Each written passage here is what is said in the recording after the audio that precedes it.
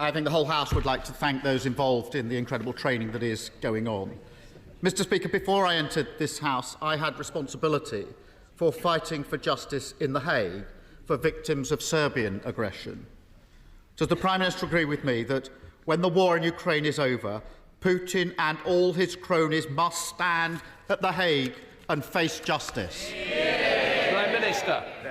Mr. Speaker, the Honourable Gentleman is absolutely right that we must hold those to account for the horrific crimes that they have committed. I'm proud that the United Kingdom has played, again, a leadership role in this regard, being one of the first countries to provide financial and technical support, putting investigators on the ground. We're shortly to be hosting a conference together with the Dutch. And also, one of the things that I discussed with President Zelensky this morning is our support for the work of the ICC, where, thanks to the efforts of UK members, I'm hopeful that we will see the first indictments very shortly.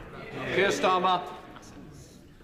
Mr. Speaker, across this House, we don't just hope for Ukraine's victory, we believe in it.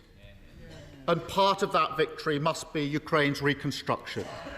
Does the Prime Minister agree with me that Russia should pay for the destruction it has caused through the wealth lying dormant in blocked Russian government assets? Prime Minister.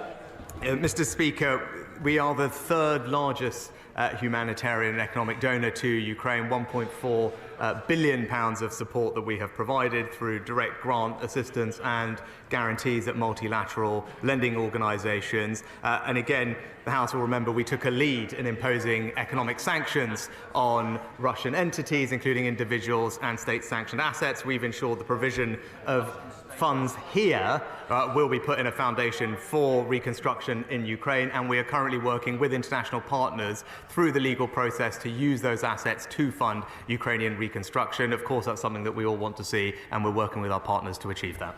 Keir Starmer. Thank you, Mr. Speaker. As a country, we've always been at our best when we stand up to tyrannical aggressors, threatening their neighbours and peace on our continent. That's why the Labour Party helped found NATO, and why our commitment to NATO is as unshakable today as it was back then. Does the Prime Minister agree with me that whatever differences we may have, no matter what difficulties we face as a country, we in this House have a duty to stand on the shoulders of giants who came before us?